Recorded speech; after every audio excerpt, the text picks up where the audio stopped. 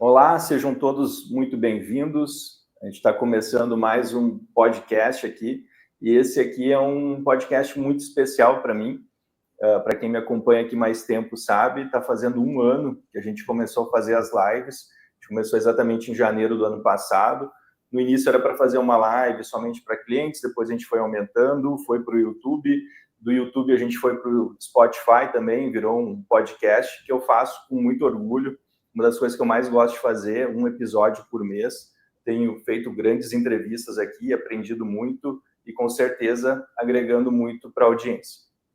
Então, o tema de hoje aqui a gente vai falar sobre gestão empresarial, vai falar sobre os principais insights, os principais tópicos que tornam as empresas hoje no Brasil mais competitivas e líderes de mercado.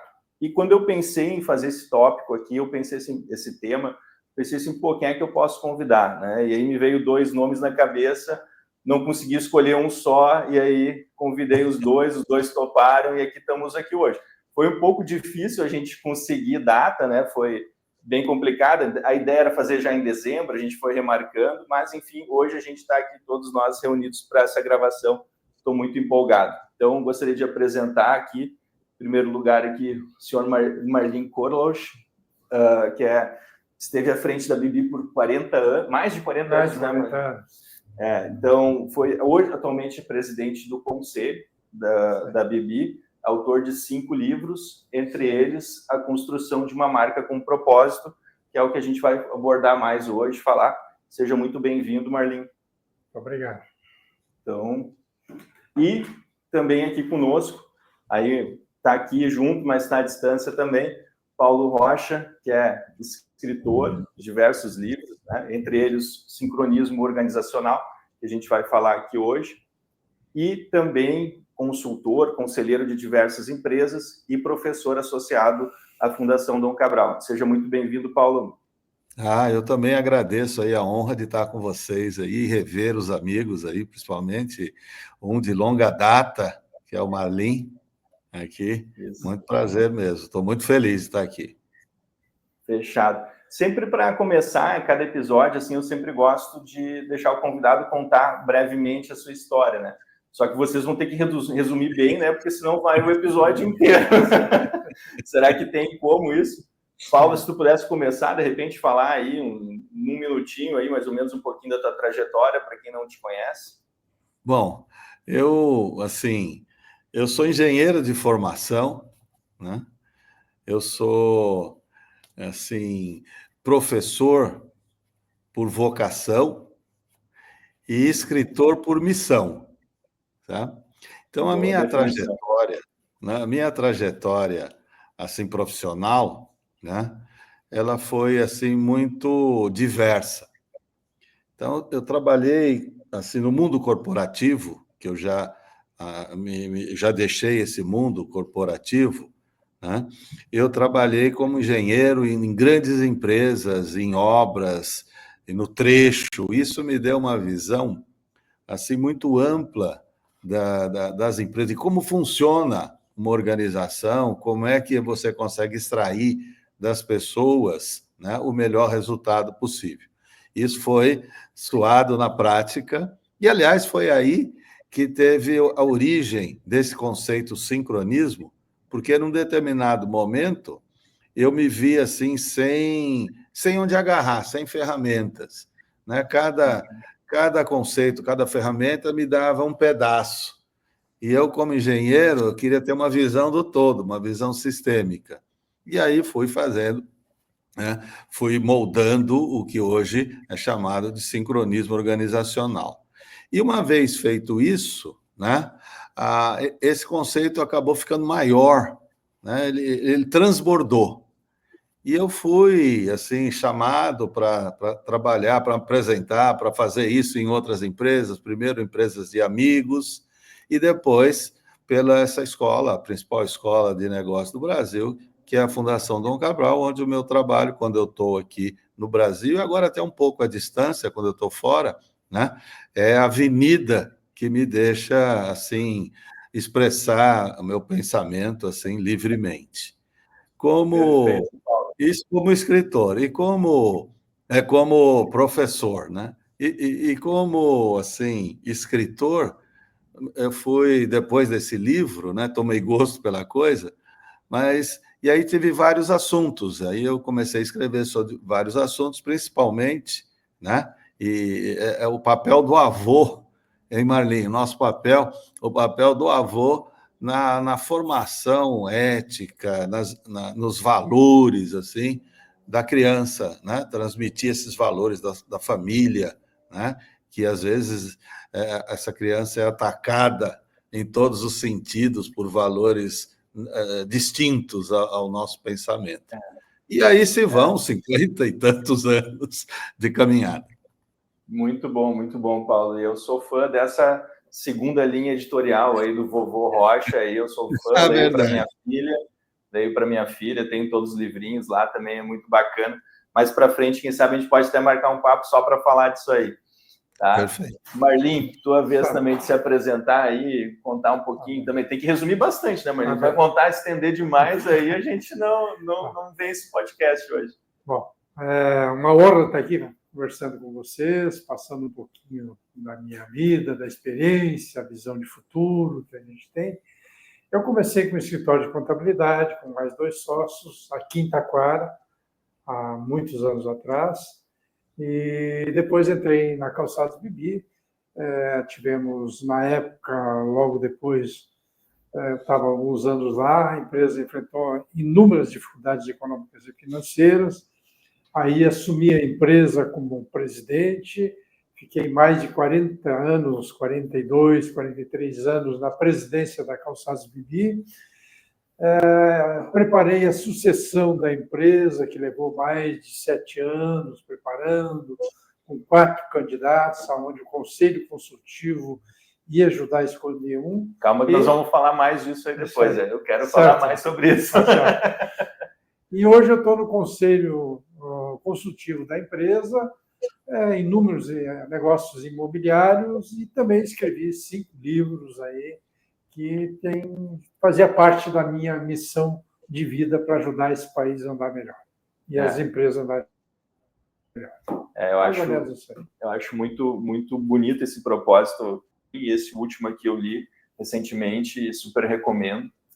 Acho muito bonito isso. Contribuiu já trabalhando e agora contribuir para os outros. Para quem não conhece de perto, eu acompanhei isso, para a gente estar aqui na região, na mesma região, né, Marlim? Sim. Na década de 80, lá foi uma época muito difícil, muitas indústrias sucumbiram, né? E o Marlim fez um trabalho que muita gente duvidava na época e conseguiu tornar hoje a Bibi uma líder de mercado, né? Se puder falar um pouquinho dos big numbers da Bibi, quantas lojas tem, está presente em quantos países, como é que funciona as unidades fabris de vocês, eu sei que vocês têm aqui, tem no Nordeste, né? A Bibi hoje tem a sede em Parobé, onde foi a fundação dela em Parobé, em 1949, faz 75 anos. Depois, a gente abriu, faz 25 anos, mais ou menos, que abriu uma empresa no Nordeste, em Cruz das Almas, né? Está indo muito bem essa empresa, uma empresa que hoje produz 60% da nossa produção lá e também produz todos os nossos solados, os injetados, os EVA, tudo lá aqui para o sul. Então, esse também foi um... E depois ela também, uma outra grande inovação no setor, foi uma das primeiras a entrar na indústria, entrar no varejo, com modelos de lojas próprias e franquias. E, ultimamente, ela está entrando no exterior com lojas e está indo muito bem. Hoje já temos 22 lojas no exterior. Que legal. Com a marca Bibi, só vende Bibi, e está indo muito bem. E até o ano 2033 a gente quer ter 100 lojas no exterior. 100 lojas no exterior. E quais são os países que está presente hoje? O principal país é o Peru, o Equador, na América Central, ali são diversos países, o Chile, são os países da América Latina e América Central. Que legal, parabéns, muito bom. Bela história aí, parabéns mesmo, muito legal. Entrar mais, agora vamos falar um pouquinho mais do tema, né? O papo tá bom, mas acho que quem está acompanhando a gente aí quer saber um pouquinho aí dos insights que vocês têm para compartilhar conosco. Eu gostaria de falar um pouquinho, inicialmente, sobre estratégia, né? Eu acho que quando vai montar um business, né, a primeira coisa que tem que pensar é como vai se posicionar, né? Qual vai ser a estratégia, como vai ser a distribuição, que público vai querer atingir. Não sei, eu acho que essa eu poderia endereçar um pouquinho mais para o Paulo, né?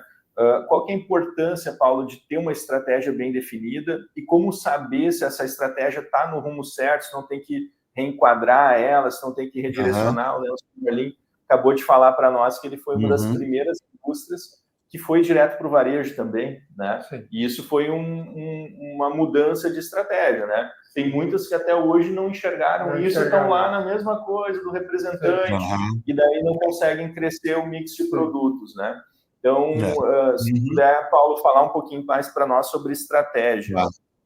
E nós temos do lado aí um estrategista, né? Aqui. Só que a minha estratégia é no mercado financeiro, né? Mas tudo bem, vamos lá. Mas vamos lá, né? Assim, a importância de uma estratégia e a importância de você perceber quando ela não está ou quando tem que mudar, né? Tem um conceito que eu batalho muito nas empresas, que é assim, se revoltar contra a mesmice. Sabe, assim, uma revolta contra as mesmices, porque sempre eu tenho que ter um radar sobre o que está acontecendo, as tendências, né? A definição se eu quero ser o primeiro, ou se eu quero ser o melhor, ou se eu quero ser o maior. Essas são discussões, né, que se faz na estratégia. E eu considero a estratégia, assim, ludicamente falando, como o endereço do Waze, sabe, o aplicativo. Quando eu estive aí na sua região, até que nós jantamos juntos, né? Eu, para chegar ali, eu estava em Passo Fundo, eu pus o Waze. Por quê? Porque eu decidi aonde eu quero estar no futuro. Então, a estratégia é isso. É decidir aonde eu quero estar no futuro. É evidente que, para essa decisão, né, eu tenho que levar em conta muitos elementos, eu tenho que levar em conta pessoas, eu tenho que levar em conta opiniões distintas e juntar tudo isso, né, e a decisão tomada em função de todos esses parâmetros apresentados na mesa. Uma vez, né, você definido o endereço, o próprio Waze vai te dar caminhos, né? Então, a discussão, no segundo momento, depois que você tem o endereço, é decidir que estrada você pega. A mais curta, com pedágios, né? A mais rápida, enfim. Então, essa decisão passa a ser o como.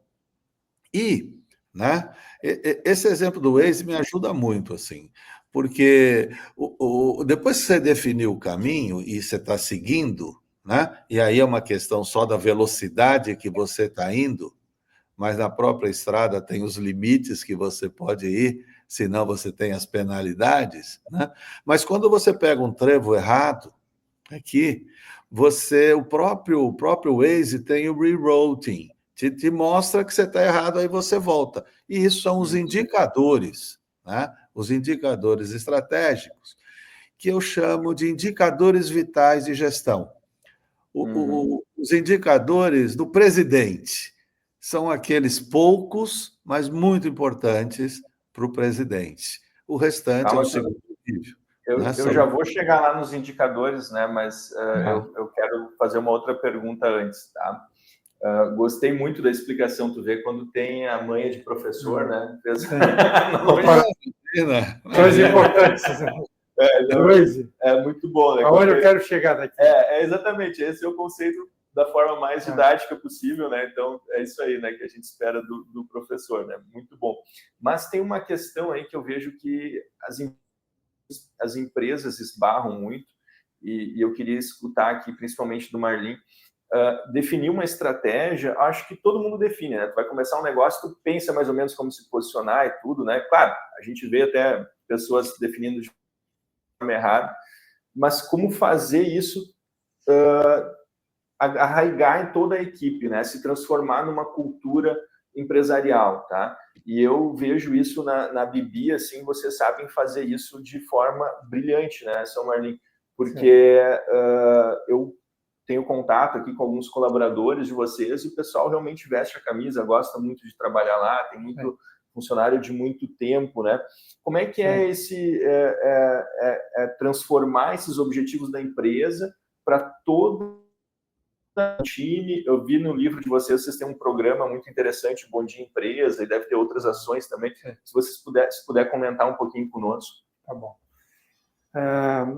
A empresa, ela, em primeiro lugar, tem que definir uma visão, como ele comentou, aonde você quer chegar. Isso. Uma visão, a gente tem bem definido, a gente quer pintar o mundo de laranja, né? E não é só a plaquinha na parede, não né? é só a plaquinha. Então, com um balde de tinta na mão. Fazer uma empresa, uma marca de alto desejo, tem que ter uma missão muito clara também, para praticar no dia a dia, e tem que ter valores. Os valores são fundamentais. A empresa está hoje nos 75 anos, vai fazer em abril 76 anos, graças aos valores que ela tem, que ela segue rigorosamente em dia. Não pode ser negociável. Uma empresa que não tem valor não vai para frente, não tem valores ali bem definidos, né? Então, a gente criou para que isso penetrasse, fosse para todos os nossos colaboradores dentro da empresa, projetos que nós chamamos de endomarketing, né? São projetos que falam da transparência, por exemplo, o balanço da empresa. Há muitos anos, há mais de 30 anos, a empresa publica o balanço para todos os seus colaboradores, desde uma costureira, todas as operações mais simples dentro da empresa, sabe o que foi previsto e o que foi realizado. Deu lucro, deu prejuízo. Para buscar o engajamento deles. Tem prêmios de produtividade. Não adianta a empresa querer tudo para ela. Por exemplo, atingiu 85% de produtividade, a pessoa ganha 15% a mais. Isso é regra geral dentro das empresas. Qualquer função, desde a mais menos a administrativa, a industrial. A administrativa entendi. tem outros prêmios. Outros indicadores. Outros indicadores. Vamos voltar para os indicadores, né? Então, isso faz com que todo mundo pense como o presidente da empresa. Sim. Né?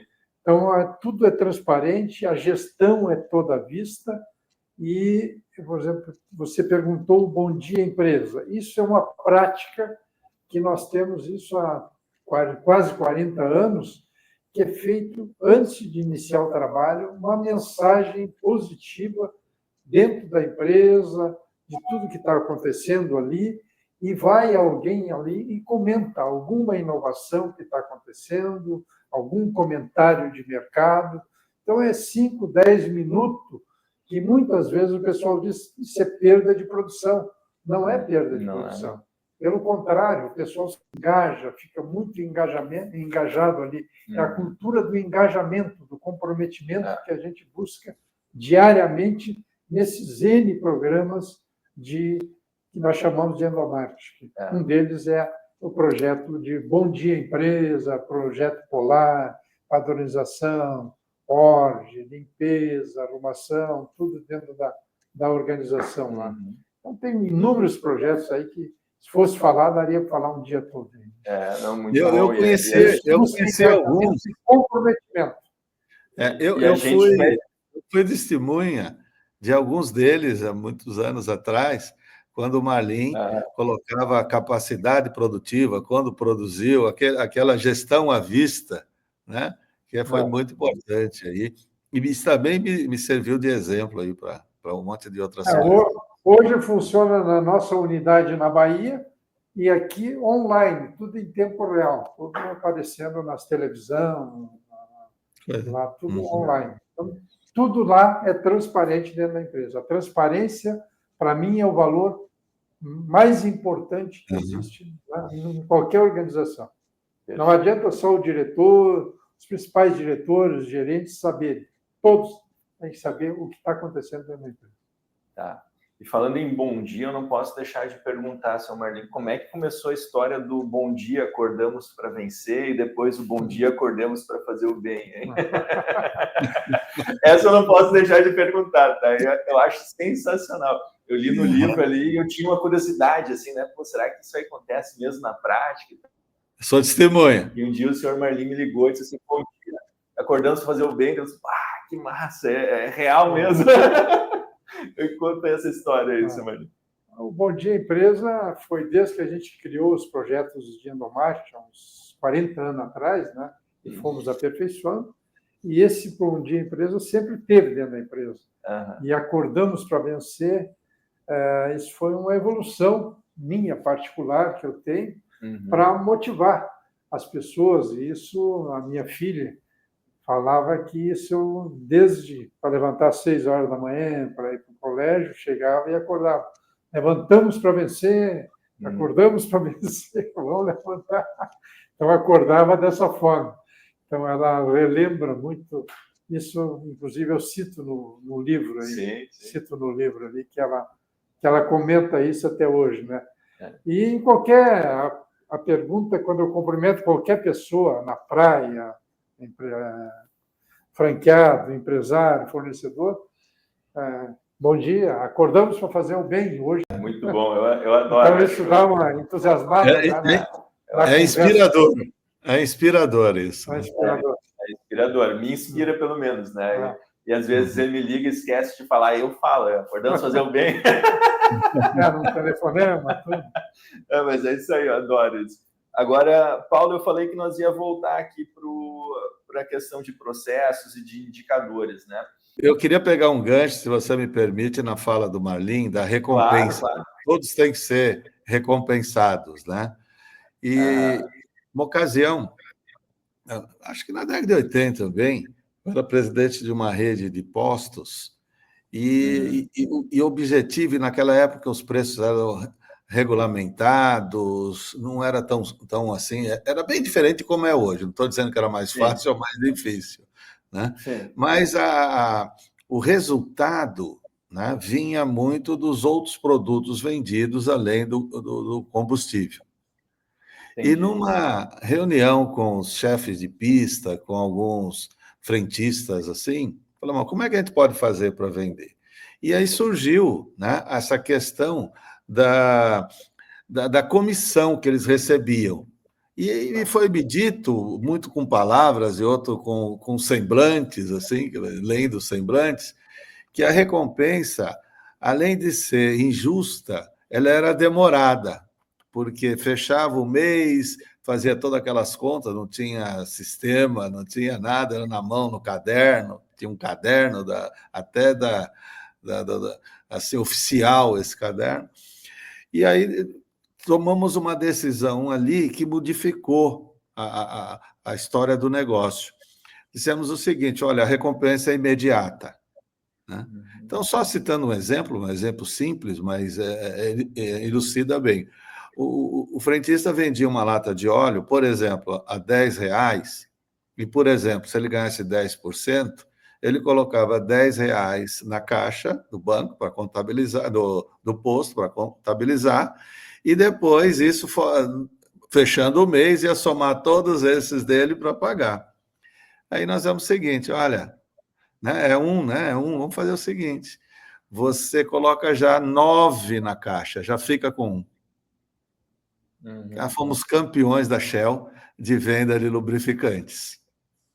E aí eu aprendi, né, e depois fui estudar, aprimorei isso, que a recompensa tem que ser imediata, sabe? A recompensa imediata. Concordo. Porque a recompensa muito distante, né, você nem acredita que aquele número é verdadeiro, ele não reflete o esforço que você fez para conseguir aquele resultado que lhe fez jus àquela comissão, àquela recompensa. E aí, eu me lembrei... Pode falar. E aí é aquela equação, né? Quer dizer, não adianta ter a qualidade técnica, e aí o Marlim falou muito bem, sem o comprometimento das pessoas. Então, o resultado perene, né, é o equilíbrio entre esses dois pratos da balança. A qualidade técnica, a tecnologia, os equipamentos e tal, e o comprometimento das pessoas. E o comprometimento se dá pelo envolvimento delas nessa reunião para dizer, bom, o que nós vamos fazer, como é que a gente resolve isso, e pela recompensa. Show. E tu sabe que no meio dessa tua fala, eu me lembrei de mais uma outra coisa que eu julgo muito importante para as empresas, né, e para esse tipo de programa funcionar, que é a simplicidade.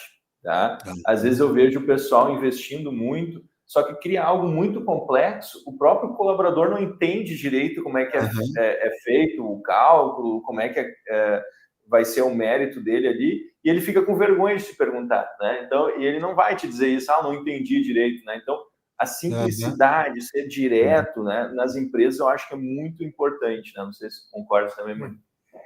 Pegando o gancho ali do Paulo, que ele comentou, nós, anos atrás, começamos com um programa de participação nos lucros, que era anual.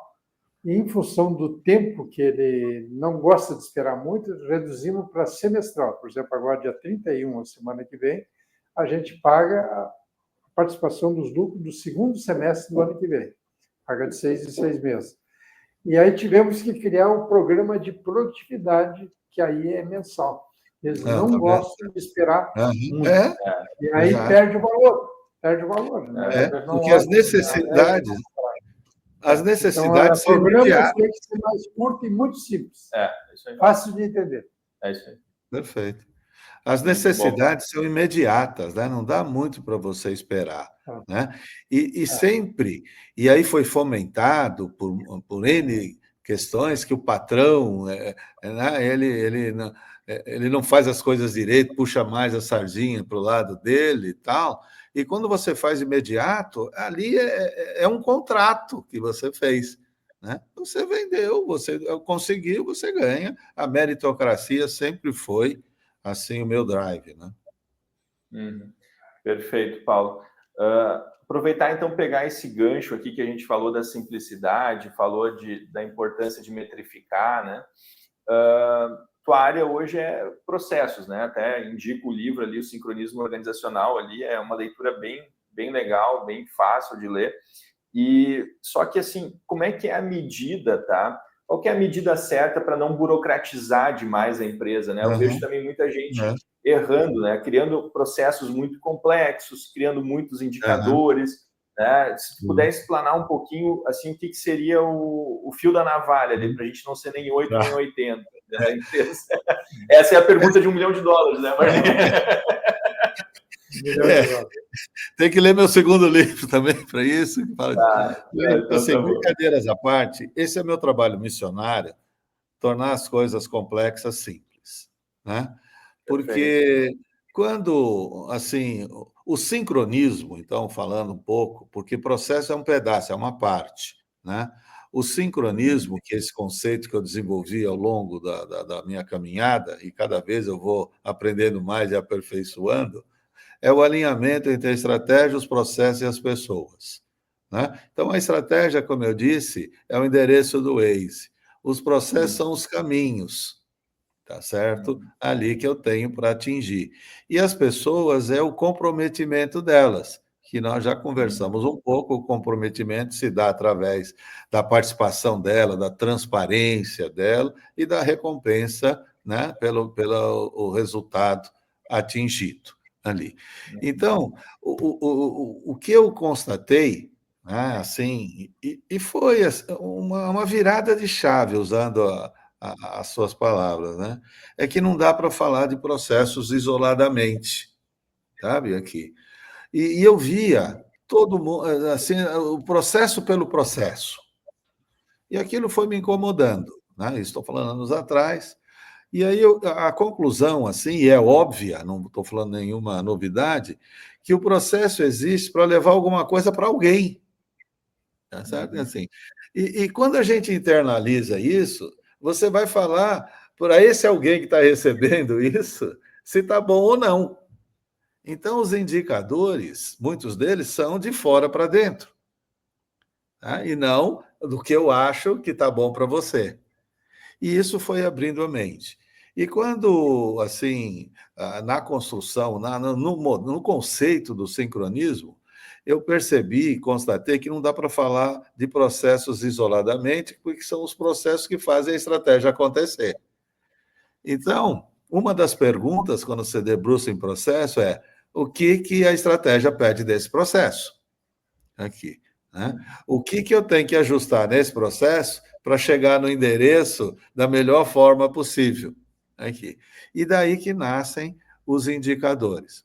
Eu acabo dividindo em dois, né? Pegando o indicador do presidente, que são aqueles vitais. Né? Por exemplo, quais são os vitais? Bom, vamos pegar um quarto de UTI. Tem 2 ou 3 monitores lá, e o médico, o que ele faz? Ele olha aqueles que são vitais, para manter o paciente vivo.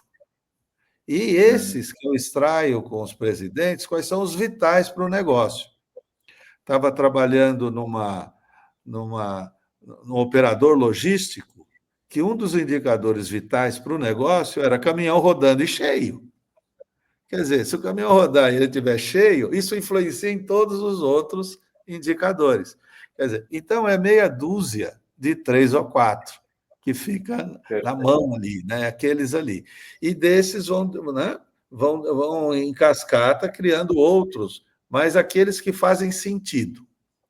E uma outra questão é que quando você assim, você reconhece que o processo existe para levar alguma coisa para alguém, vem um segundo vetor que qualifica, tratando os diferentes de maneira diferente. Tá? Aqui. Então, minhas filhas, né? Nós temos 3 filhas. Cada uma tem um trato diferente, porque elas são diferentes. Né? Os meus netos, idem. Então, o processo tem que estar ligado à segmentação aqui do meu negócio. Quais são os segmentos? Quais são os segmentos prioritários? Então, quando entra num processo, por exemplo, de marcação de consulta no hospital, dependendo de quem se for minha mãe, tem que ser de um jeito, se for eu, de outro, minha filha, de outro, porque não dá para tratar todo mundo igual. E, aliás, né, o que eu batalho sempre, que tratar todo mundo igual é a melhor forma de desagradar a maioria. Tá certo? Então, o processo tem que respeitar isso. O processo tem que respeitar as especificidades, porque o processo é um servidor. Perfeito. Eu gostei muito da analogia da UTI, né? De novo, né, professor? Né? Gostei da analogia da UTI e dos indicadores vitais. Eu vou dormir com isso na cabeça, amanhã eu vou criar meus indicadores vitais aqui para mim. Já tem os teus indicadores vitais, Marlino? Já tem também. Da F5 todo dia lá para olhar, certo? Eu vou criar os meus aqui, eu vou fazer esse tema de casa, eu vou ficar com esse tema de casa aí desse podcast. E você vai ver, viu, que não é simples, tá? Mas não é, quer dizer, é simples, mas não é fácil. Né? Deixa eu refalar isso, né? Sim. Porque a gente tem, né, principalmente nós que comandamos empresas e tal, eu já não comando mais, mas você, o Marlim, aqui a gente tem assim aquela vontade de controlar tudo, de verificar tudo. Aqui. Perfeito. Então, quando você tem aquele olhar no foco no relevante, o que é relevante? Relevante é sinônimo de vital. Vital em relação ao quê? À estratégia que eu quero, aos valores que eu quero. Né? Um dos vitais pode ser o nível, né, de satisfação dos funcionários. Esse, para o presidente, é um vital aqui. E tem várias ferramentas que mede. Outro está sendo hoje o nível de satisfação dos clientes aqui. Então, já tem 2 aí. E não falei ainda, hein, Marlene, de faturamento e margem, né? Que são os outros. Sim. Exatamente, Mas, geralmente, tendo clientes satisfeitos, os outros vêm junto. Né? Isso, então, é difícil uma empresa... Esses vitais acabam se entrelaçando, né? Se entrelaçam. Por quê? Porque eles estão orientados para a estratégia aqui, né? Perfeito, muito bom mesmo. Agora, uma palavra aí que surgiu, né, várias e várias vezes na nossa conversa, e são pessoas, né? O Paulo falou ali várias vezes de tratar cada um de uma forma diferente, né? Então, acho que nós podíamos abordar um pouquinho mais esse tema aqui, né? Eu acredito muito nisso, assim. O sucesso de uma organização é atrair os melhores talentos e reter eles lá dentro, né? Aí eu passo a bola para os dois. Eu acho que o que vocês enxergam que seriam, assim, os principais drivers para a gente conseguir fazer isso, tá? De atrair os melhores talentos e manter eles dentro da empresa. Porque só atrair também não adianta nada. Se eu quero ficar 6 meses lá, é prejuízo. Né? Tem que ficar anos para ali gerar um resultado para a empresa e participar e ter essa visão de sócio, né? Então, se vocês puderem citar assim, boas práticas... O Marlinho é especializado nisso, o Marlinho é... Quem não gosta é uma das coisas que eu sempre falo que as lideranças, principalmente a diretoria, o CEO, tem que entender de gente. Entender de gente é fundamental e nos dias de hoje não tem sido muito fácil, principalmente com as pessoas mais jovens. Lá na nossa empresa, a gente defende muito o assunto de desenvolver as pessoas, a prata da casa, ou seja, ser desenvolvido lá dentro. Imagina uma pessoa que está trabalhando há anos que ganha R$5.000 numa área administrativa. E daqui a pouco você contrata um senhor profissional bom, mas dá por R$15.000, vamos dizer assim. Isso é uma tremenda desmotivação, não só para aquela pessoa que gostaria de ter aquele cargo, como toda a equipe. É um péssimo exemplo e pode haver uma certa debandada das pessoas. Então, esse assunto de desenvolver pessoas, que eu chamo prata da casa, é fundamental. Isso na nossa empresa a gente trabalha muito, muito, muito forte. E aí, cultuando a cultura da empresa, né? Tem pessoas que, às vezes, a cultura é outra, não quer nem saber com isso. Então, eu tenho uma pergunta, só para não perder o gancho, né? O que acontece? Aquele funcionário que ele entrega, que ele tem um resultado bom, mas ele não está alinhado à cultura da empresa, tá? Qual que é a tua ideia? É tirar ele logo no início, porque se ele não tem a cultura, não tem os valores, vai ser ruim no longo prazo, né? Ou tu mantém pela questão do resultado dele ali. Acho que esse é um dilema para muitos empreendedores. Mas a maioria não fica, né? Uhum. A maioria, se ela não se enquadra na cultura da empresa, nos valores da empresa, no propósito da empresa, ela não fica. Perfeito. Não fica. Ela fica é a mesma visão que eu tenho. Gustavo, nós tivemos uma experiência o ano passado, um gerente de exportação, e ele era um cara bem graduado, com bastante experiência, mas não ficou uns 4, 5 meses. Não se adaptou à cultura da empresa. Não se adaptou e causou transtornos bem grandes dentro da empresa. E não é porque é uma pessoa, mas às vezes a cultura dela é diferente, não está alinhada, não adianta. Foi contratado e a pessoa que estava lá no lugar dela não gostou, terminou saindo. Que era um pequeno deslizezinho que houve. Acontece. Mas então, isso é legal de contar, isso eu acho muito bacana, porque às vezes o pessoal acha assim, pô, ali não erra nunca, né? Pô, só acerta. Cara, acho que o acerto é uma parte só de todo, né? Sim. E a gente tem que ir acumulando acertos, né? Pô, achei muito legal isso. Mas erro se comete, né? Mas é fundamental esse assunto de desenvolver as pessoas e ela ir crescendo aos poucos dentro da empresa. Não também saltos lá nas lutas. E quando dá um erro, tem que corrigir rápido. Tem que corrigir rápido. Corrigir rápido. E se a pessoa não está na cultura, no propósito da empresa, ela não fica. Perfeito. Paulo, queria complementar alguma coisa? Não completar, mas colocar, assim, uma visão, né? Assim, complementar mesmo, né? Porque o que o Marlin falou está completo, né? Os valores, o caráter das pessoas são fundamentais. Mas, muitas vezes, e aí indo, assim, na operação mesmo, nós cometemos erros como líderes, assim, que quando a gente percebe, né, tem que corrigir e dar uma inquietação. Por exemplo, né, eu tenho lá vários funcionários que estão comigo há muito tempo e estão motivados e estão lá comigo. E só que tem alguns que têm mais credibilidade, têm uma taxa de assertividade maior, tem uma credibilidade maior. Quer dizer, então eu tenho que fazer alguma coisa no fim de semana que eu tenho que fazer, é importantíssimo. para quem que eu dou essa missão? Eu dou para o camarada que é melhor. Então, eu acabo colocando consequência negativa para a pessoa que é boa. Aqui. A pessoa que é boa pega as piores situações para resolver, é o que fica, tem que ficar até mais tarde, e a pessoa que não é tão boa, eu dou as coisas mais simplesinhas aqui. E isso gera um desconforto. E aí, um dia, essa pessoa que está, né, sobrecarregada porque ela é boa, né, acaba cometendo um erro. Por isso que eu lembrei quando falou do erro. Acaba cometendo um erro. E ela é penalizada.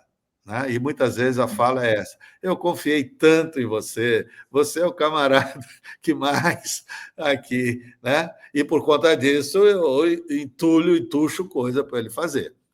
Então, o líder ele tem que equilibrar também, porque o sincronismo é um equilíbrio, né? Tem que equilibrar as consequências para a pessoa, né? Quer dizer, consequência positiva para assim continuar com aquele desempenho e consequências negativas para reformular, para reformatar aquele desempenho. E muitas vezes nós, como líderes, né, pecamos nisso. Não sei se faz sentido para você, Marlene. Faz muito sentido, né? Eu falo disso que o líder hoje ele precisa, para mim, entender de gente, buscar a palavra que eu falo é convergência. Uhum. Isso é muito complicado e saber fazer perguntas. As perguntas são fundamentais para poder chegar a conclusões. Sem dúvida. A semana passada, eu e a Suzana completamos 50 anos de casados. Eu vi as os fotos. meus genros, 3 genros, que o Paulo é para ser um futuro palestrante para famílias e tal, tudo. Legal. E aí eles queriam saber qual era, segredo. Foram umas 30 pessoas, o segredo para ficar 50 anos com a mesma mulher.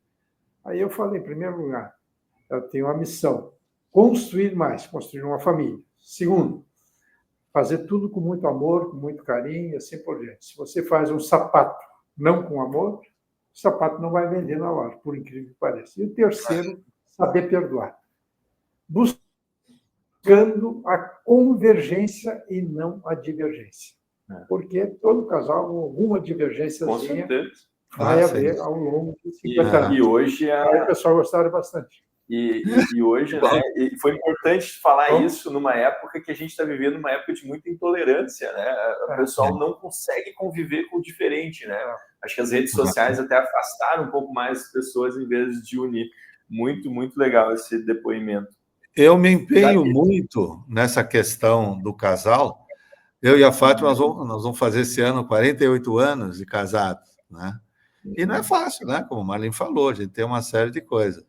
Mas um diálogo estruturado ajuda bastante. Né? Ajuda bastante.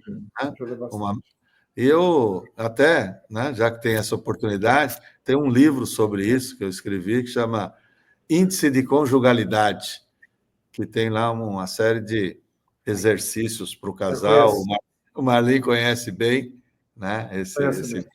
Né? Legal. Muito bom, né? Tu vê como o papo vai evoluindo, né? E a gente vai chegando aqui nos temas. E o próximo tema que eu tinha anotado tem a ver com isso, tem a ver com família, tá? Eu tinha anotado aqui para a gente falar sobre sucessão, tá? Acho que é uma dor da maioria dos clientes que eu atendo aqui na consultoria, que são empresários, né?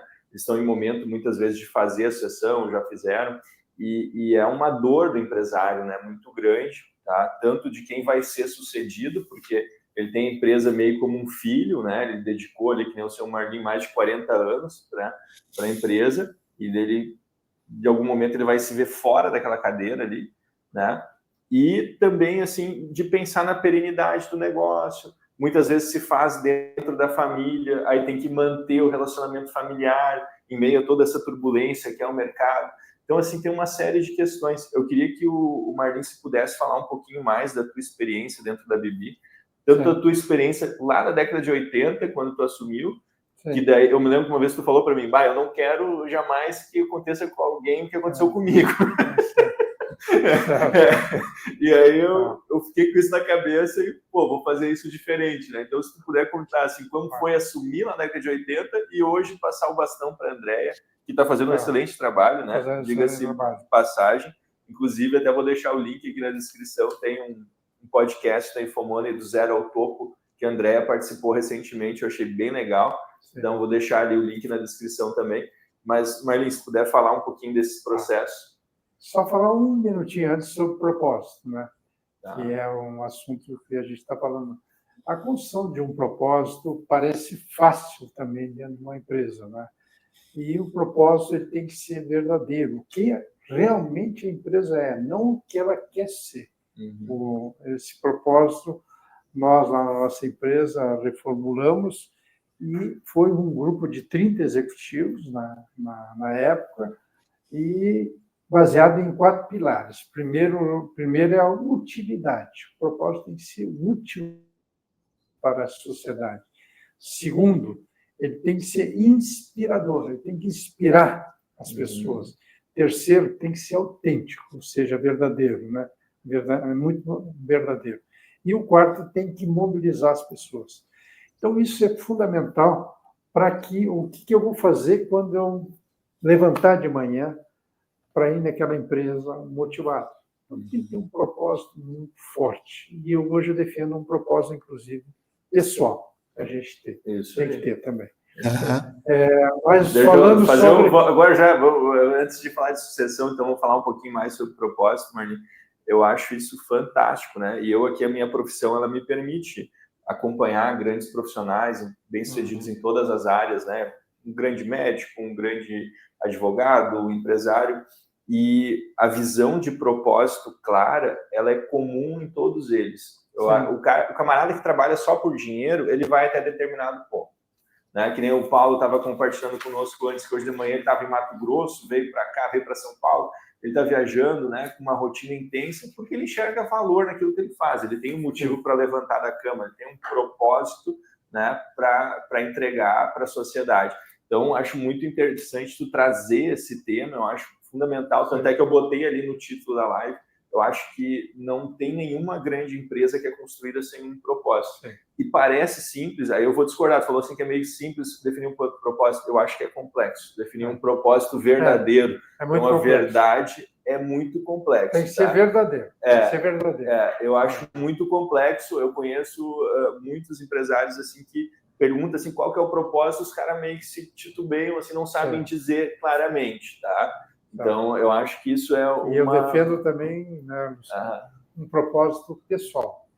Isso. Por exemplo, o meu, inspirar as pessoas a serem mais saudáveis e felizes. Isso é o pessoal. E também empresarial, inspirar as empresas a serem mais saudáveis e duradouras. Porque as empresas, elas têm uma durabilidade muito pequena. É uma pena. Até o 5º ano, as empresas, mais ou menos, só 5% chegam ao quinto ano. A maioria morre no meio do caminho, mais ou menos. Mas o nosso processo... Deixa eu só ver se o Paulo quer contribuir alguma coisa. Eu queria falar de propósito, né? Assim, na questão pessoal, assim, né? E você reafirmou bastante que eu tenho que ter um propósito para levantar de manhã, para ir tal, pegar avião, pegar carros tal, e eu tenho que ter um propósito, e isso tem que me energizar. Mas agora trazendo para o pessoal, né? Porque eu gosto muito de metodologia, de transformar o complexo em simples. Acho que essa é a minha busca constante. E uma simplicidade que eu fiz, que eu vou falar para você, acho que o Marlene conhece, que é o imã de geladeira. Tá? Então, eu tenho lá um imãzinho de geladeira com 3 coisas, assim, que é o meu foco, o meu propósito. E essas coisas são de aprimoramento pessoal. Aqui. E é transparente, por quê? Porque está na geladeira. Quando está na geladeira, lá, quando tem lá o Disque Gás, o telefone, não sei do que, da farmácia, tem lá o meu propósito, ou o que eu chamo de regras de vida. Né? São regras de vida. E as pessoas que enxergam isso, bom, não tem muitas pessoas mais na minha casa, né? Mas a Fátima, quando vê isso, ela vê e me ajuda nesse propósito. Agora, se eu esconder para mim esse propósito, ficar só comigo, né, ele tem uma caminhada, óbvio, mas se eu publicar isso, várias pessoas vão me ajudar nesse propósito. Eu chamo isso de imã de geladeira. Quando ele chega num estágio que já está assim, suficiente, eu tiro esse e ponho o outro. Eu sempre trabalho com 3. Legal, Sim, muito bom. Eu vou ser o meu segundo tema de casa. Eu vou adquirir um imã de geladeira e vou escrever os meus também. Quando a gente se encontrar, eu te dou um aí. Se eu lembrar, eu levo um. Pô, beleza, fechado. O Marlim acho que tem um desse, não tem, Marlim? Tem também? Imã de Não, na geladeira? geladeira não tem. Não? Na geladeira não tem. Eu vou mandar, quando a gente se encontrar, a gente vai se encontrar. As dois, Vou vou trazer dois lembro. aí. Então. Eu lembro, eu vou ver se eu lembro. Mas agora completando sobre sucessão. Isso, vamos voltar para a sucessão. Era uma coisa que me incomodava na empresa. Quando eu recebi a empresa estava numa situação dramática, econômica e financeira, há praticamente 40 e tantos anos atrás, né? Ou seja, para cada real que a empresa tinha, vamos dizer, tinha de compromisso, ela só tinha 0,22. Os bancos consideravam a empresa praticamente falida. Os bancos devia para 25 bancos. Então, o pessoal achava que a empresa não tinha mais solução, que tinha que buscar autofalência. Eu digo, não, nós temos um plano de curtíssimo prazo, médio prazo e longo prazo. Em 10 anos nós vamos sair fora disso. E foi feito um trabalho com uma equipe simples, bem que pegaram junto, e em 10 anos a gente conseguiu, à época, fazer até um churrasco por superintendente. Não adiantava mais falar com o gerente de banco, tinha que falar com o superintendente do banco. Então, o superintendente do Banco do Brasil chegou a uma época que era o maior credor que a empresa tinha, há 40 e tantos anos atrás, e chegou e disse assim, olha, quando é que tu vai pedir autofalência? Eu digo, não vamos pedir autofalência, né? A gente sentou um senhor gabinete lá em Porto Alegre. Aí eu disse, não vai. E digo, e o senhor quer jogar um churrasco que daqui a uns 10 anos a empresa vai estar fora de tudo isso aí. Ele diz, eu duvido.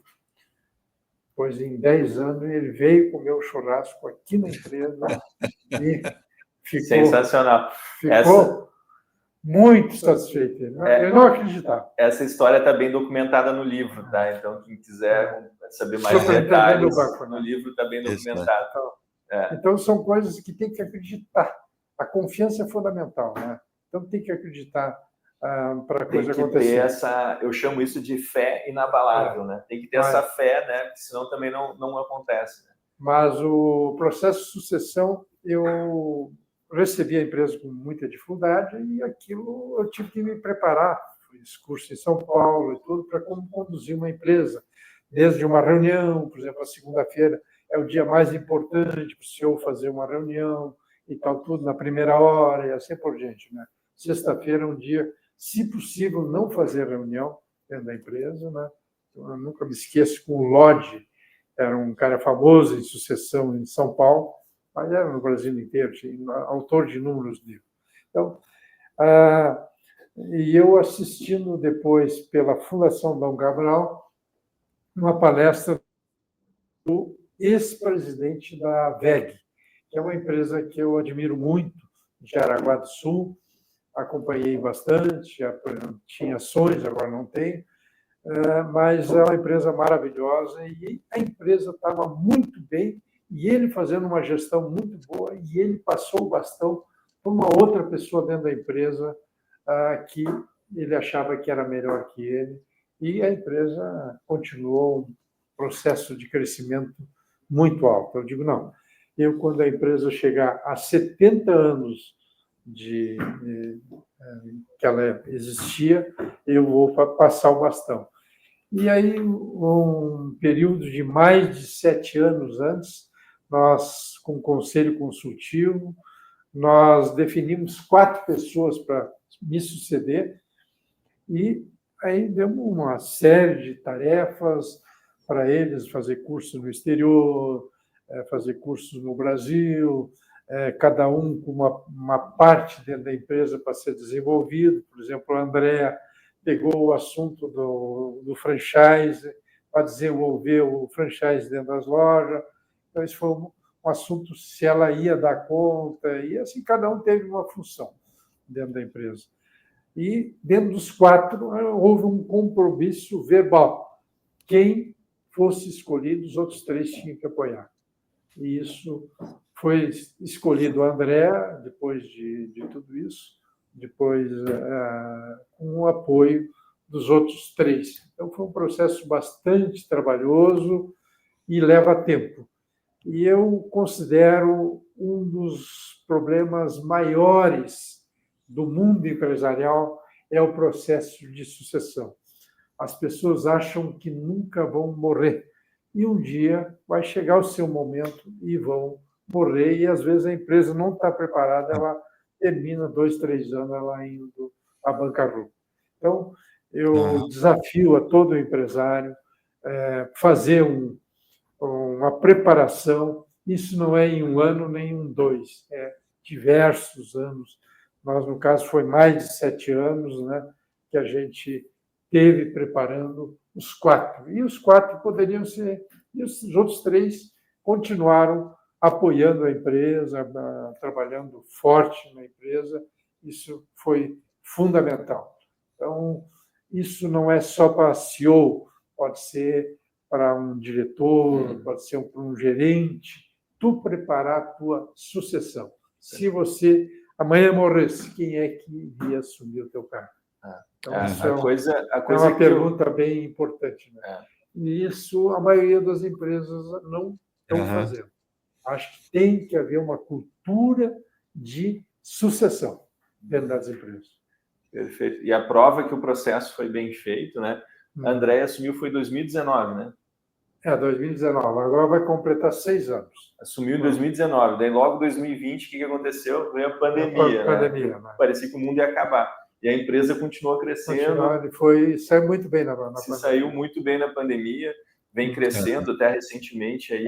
Estamos encerrando esse ano o balanço também, um bom balanço, ano passado. E aqui no Rio Grande do Sul a gente teve o problema das enchentes. Atingiu parte, mas não foi muito dentro da nossa empresa. Mas foi um ano para o gaúcho bastante complexo. Né? É verdade.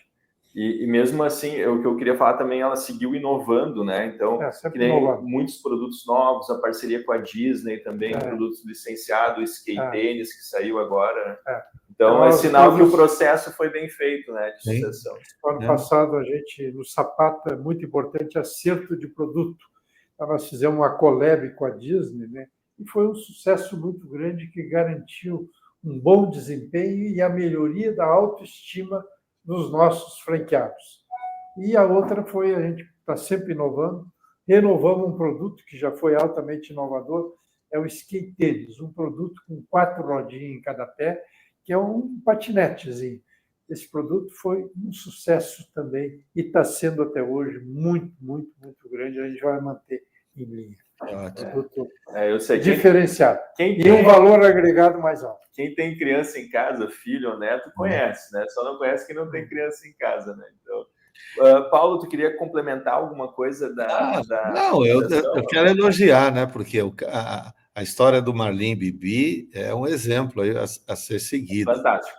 Né? Fantástico mesmo. Você vê que fazendo direito pode dar certo, né? Quer dizer, então aumenta muito a chance de dar certo. No meu caso, a sucessão... Só complementando, né, Paulo?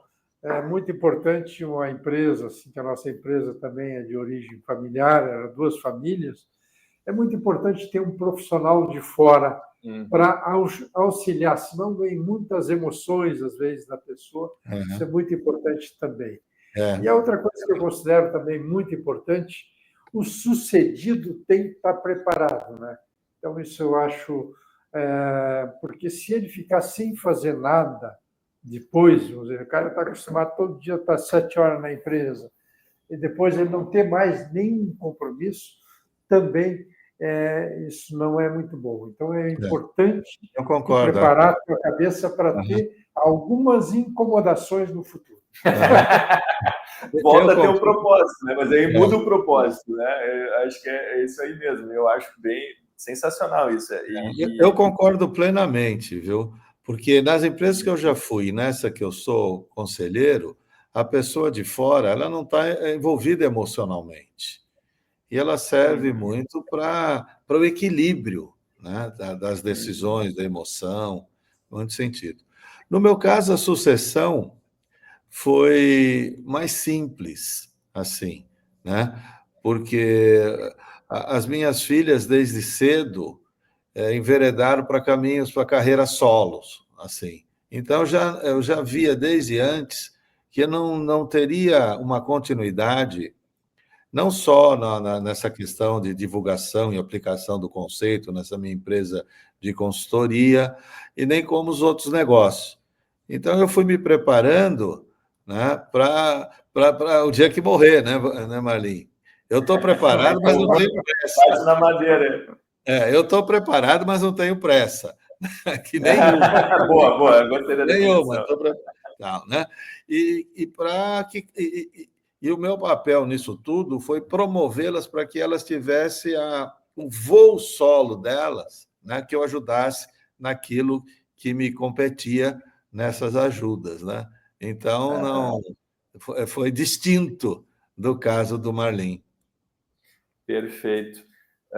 Sabe que, pegar um gancho nessa fala de vocês aqui, na minha área aqui, a gente faz o planejamento para a aposentadoria das pessoas, né? Para atingir justamente esse endereço do Waze aqui e tal, a gente faz esse planejamento. E hoje a gente não fala mais assim em se aposentar, a gente fala em tirar o pé, né? Porque realmente hoje a gente vive numa qualidade de vida na terceira idade melhor e que nos permite continuar ativo, né? E mesmo o trabalho remoto, que a gente está fazendo hoje, permite a gente ter ocupações, né? E a gente procura estimular o nosso cliente aqui na consultoria a fazer isso, seguir esse caminho, que é uma vida mais produtiva e melhora a qualidade de vida, né? Inclusive, o trabalho voluntário, né?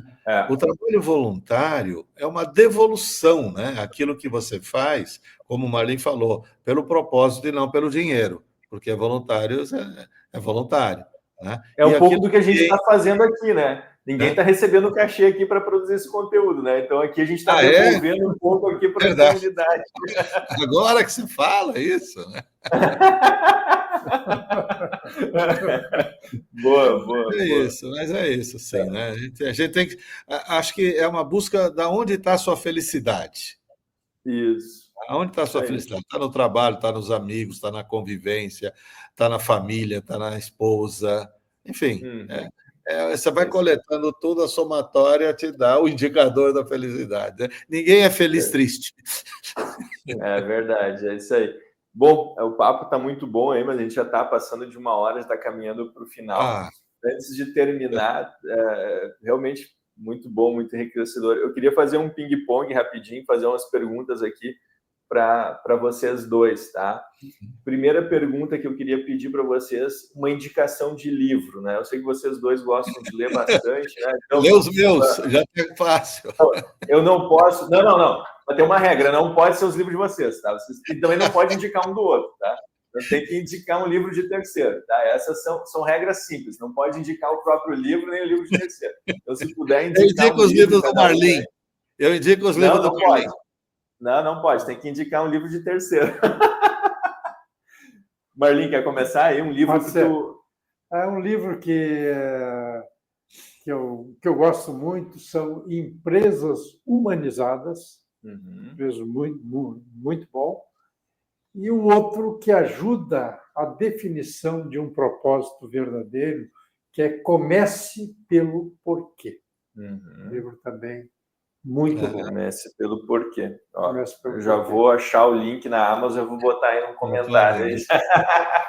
Paulo, indicação de livro. O Marlim já deu 2, aí dá um pelo menos aí para nós. Eu vou indicar uns livros que mudaram o meu pensamento, assim. Então, são livros, talvez você vai encontrar nos sebos, assim, né? Mas um que fez eu pensar de uma maneira diferente, que fez eu questionar a mesmice, né? Foi a Terceira Onda de Alvin Toffler. sabe? Não conheço. Sim, eu conheço. Conhece? Esse cara, de vez em quando eu dou uma. Eu emprestei, não voltou, né? Mas. E o outro também que me ajudou muito nessa questão, aí mais voltada à empresa mesmo, foi a Meta, sabe? Esse é muito legal. Esse livro da Meta assim me deu uma visão assim, os cases internos, embora sejam cases americanos, tal, mas por abstração não é muito diferente das nossas questões empresariais, né? Nossas questões operacionais. Então, esses dois assim que foram livros que me marcaram. Depois surgiram muitos outros livros bons, é claro, mas que foram variações do mesmo tema. Assim, né? Quer dizer, o que eu vejo muito hoje era assim, temas antigos com nomes novos, pegar um tema antigo e virar gourmet com outro nome, sabe? Assim, perfeito. né? Gourmetizar, né? Assim, né? Mas Acho muito bom, me arrumou mais um tema aqui, eu vou ter que pesquisar. Esse é a terceira onda que eu não conheço, esse eu vou ter que pesquisar, os outros eu conheço. Só complementando, o Alvin Toffler, eu tive o prazer de conhecer ele pessoalmente há muitos anos atrás. Eu nem sei se ele está vivo. Ele visitou a nossa empresa, conheceu a nossa cultura. Nós temos, dentro da cultura de cada visitante dentro da empresa, a gente planta uma árvore e fica com o nome do visitante lá dentro. Essa árvore está plantada até hoje, do Alvin Toffler. Eu sei que ele chegou a chorar quando plantou a árvore lá. Ficou impressionado. E aí eu nunca me esqueço que ele disse: se a minha mulher estivesse junto, ela ia se emocionar muito. Ia se emocionar muito. Tá vendo?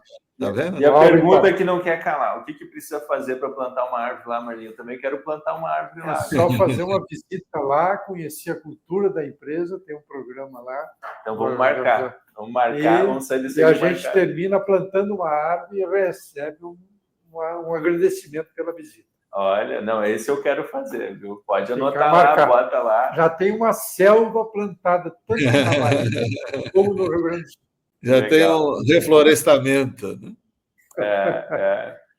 Muito bom. Já tem um crédito de carbono aí, né? Certo. E a última pergunta aqui que eu queria finalizar: que conselho vocês dariam para quem é jovem hoje e está querendo empreender, tá? Quem está querendo fazer a diferença?